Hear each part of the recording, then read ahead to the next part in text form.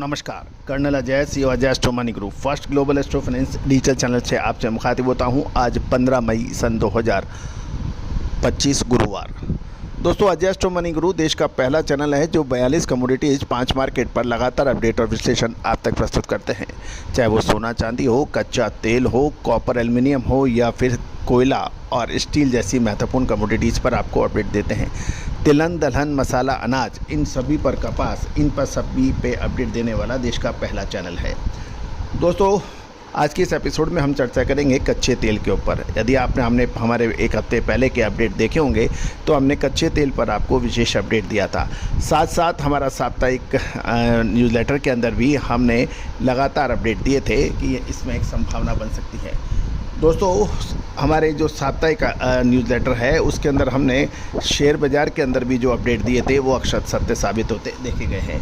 आप भी हमारा साप्ताहिक न्यूज़लेटर के लिए संपर्क कर सकते हैं, जिसकी कीमत मात्र 3000 रुपये वार्षिक है, जो प्रति सप्ताह आपको हिंदी और अंग्रेजी में उपलब्ध होता है। देश दुनिया की खबरों से रूबरू कराता है तथा कृषि यानी एग्रो कमोडिटीज़ के मंडियों के डेली के भाव भी आपको अपडेट रेगुलर रूप से अपडेट करता है। आज ही संपर्क कर सकते हैं। साथ साथ हमारी विशेष अग्रिम रिसर्च रिपोर्ट्स के लिए भी आप संपर्क कर सकते हैं। जानिए रिपोर्ट विस्तार से।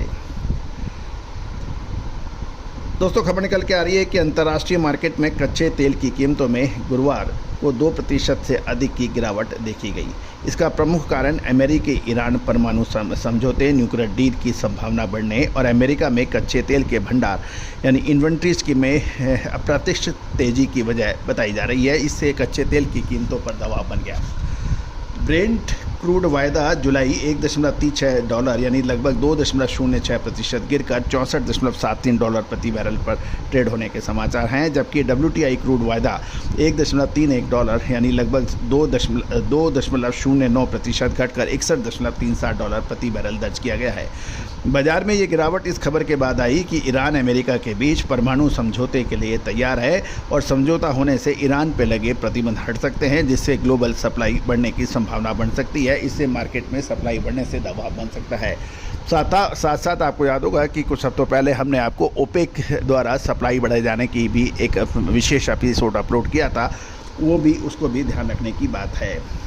इसके अलावा अमेरिकी एनर्जी इंफॉर्मेशन एडमिनिस्ट्रेशन, जिसे EIA कहते हैं, अमेरिकन एनर्जी इंफॉर्मेशन एडमिनिस्ट्रेशन के मुकाबले 9 मई को ख़त्म हुए इस सप्ताह में क्रूड का स्टॉक्स 35 लाख बैरल की बढ़ोतरी हुई, जबकि बाजार इसे 11 लाख बैरल की गिरावट की उम्मीद कर रहा था।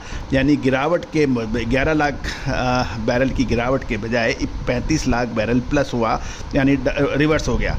अमेरिकन पेट्रोलियम इंस्टीट्यूट API ने भी पहले 43 लाख बैरल की बढ़ोतरी की जानकारी दी थी। इस बीच ओपेक देशों ने भी उत्पादन में धीरे धीरे बढ़ोतरी कर रहे हैं, जिससे हालांकि ग्रुप इस साल गैर ओपेक देशों की सप्लाई बढ़ने के अनुमान में कमी की है। गौरतलब है कि आने वाले दिनों में कीमतों पर दबाव रह सकता है और मार्केट का रुख अमेरिकी ईरान वार्ता के नतीजों और इन्वेंट्री की आंकड़ों पर बड़ी बारीक नज़र रख रहा है। साथ साथ इसका असर बाकी कमोडिटीज़ पर भी पड़ सकता है। इसमें गवार सीड और गवार गम के दामों में फ्लक्चुएशंस आने की उम्मीद जताई जा रही है। साथ साथ खाद्य तेलों पर भी इसका असर पड़ सकता है। दोस्तों, कहा जाता है कि आज व्यापार ग्लोबल विलेज है। आपको currency movement, crude oil fluctuations, inventories, production, monsoon, हज़ारों किस्म की आपको पॉइंट्स के ऊपर नज़र रखना है और वो चेकलिस्ट है। यदि आप इन सभी के अंदर माहिर हैं, विशेषज्ञ हैं और आप पूरा समय इसमें लगा सकते हैं अपने व्यापार छोड़ के, तो निश्चित रूप से आप बढ़िया कर सकते हैं।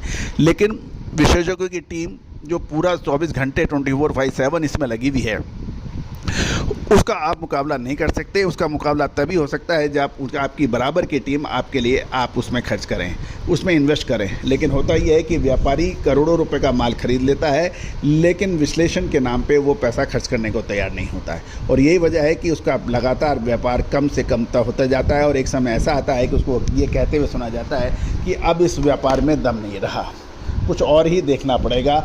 इसमें तो इतना ज़्यादा कंपटीशन है, इतना ज़्यादा उतार चढ़ाव है। लेकिन भाई साहब, यदि आप ठंड पड़ेगी तो क्या आप अपना वो मुल्क छोड़ दोगे? ठंड बढ़ेगी तो आपको, या गर्मी बढ़ेगी तो आपको उसके लिए साधन करने पड़ेंगे। यदि गर्मी बढ़ेगी तो आपको एसी लगाना पड़ेगा, कूलर लगाना पड़ेगा, पंखा अच्छी क्वालिटी का लेना पड़ेगा आपको। लेकिन आप देश थोड़ी छोड़ दोगे। ठंड बढ़ेगी तो आप उस इलाके में रहना थोड़ी छोड़ दोगे। ठंड बढ़ेंगे तो आपको हीटर लगाने पड़ेंगे, सेंट्रल हीटेड घर वगैरह रखने पड़ेंगे, कपड़े उस हिसाब से पहनने पड़ेंगे, खान पान उस हिसाब से करना पड़ेगा। तो दोस्तों, जो व्यापार समय के अनुसार ढल जाता है वो व्यापार आगे बढ़ता जाता है। जो समय के अनुसार नहीं ढलता वो निश्चित रूप से बाज़ार से समाप्त हो जाता है। अब यदि कुछ सालों पहले जो व्यक्ति 50 साल के आसपास हैं उनको अच्छी तरह से याद होगा कि पहले इलेक्ट्रॉनिक टाइपराइटर हुआ करते थे, नॉर्मल टाइपराइटर हुआ करते थे। आज आप पूरे हिंदुस्तान में ढूंढोगे भी तो आपको इलेक्ट्रॉनिक टाइपराइटर नहीं मिलेंगे, आपको नॉर्मल टाइपराइटर नहीं मिलेंगे। कंप्यूटर आने के बाद वो समाप्त हो गए। अब आप कहें कि हम तो वही पुराने टाइपराइटर से ही टाइप करेंगे, हम इलेक्ट्रॉनिक टाइपराइटर से ही टाइप करेंगे, तो वो संभव नहीं है। आपको याद होगा जो पुराने टाइपराइटर्स हुआ करते थे उसमें गलती हो जाती थी, उसको वाइटनर लगाया जाता था या पूरे के पूरे लेटर दोबारा टाइप होते थे और मामूली गलतियों का खामियाजा बड़ी नुकसान से उठाना पड़ता था। लेकिन आज कंप्यूटर पे आप सब कुछ कर लेते हैं, स्पेलिंग चेक हो जाती है और आप उसमें कोई भी अमेंड करना होता है 1 मिनट में अमेंड करके दूसरा प्रिंट आउट निकालते हैं, उसके अंदर आधा सेकंड भी नहीं लगता। तो दोस्तों, ये इनोवेशन का ज़माना है, इन्वेंशन का ज़माना है, नई युग का ज़माना है, विशेषज्ञों का ज़माना है, विश्लेषकों का ज़माना है। आपको मामूली दरों पर आपको विशेषज्ञों की टीम उपलब्ध हो सकती है। आज ही संपर्क करें। All the very best, good luck, happy trading.